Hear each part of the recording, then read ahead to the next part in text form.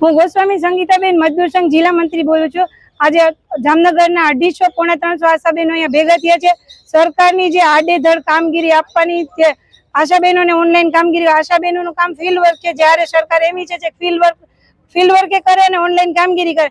જો ઓનલાઈન કામગીરી આશાબેનો ના નથી પડતા કરવાની છે, પણ જો આશાબેનોને મોબાઈલ આપે તો, કેમ કે આશાબેનો એકદમ ગરીબ ઘરમાંથી આવે છે, એની પાસે કીપેડ ફોન છે અથવા તો એક ફોન હોય છે તો એના પાંચ ઘરના સભ્ય વાપરે છે, તો આશાબેનો ઓનલાઈન કામગીરી કરવામાં એને તકલીફ પડે છે।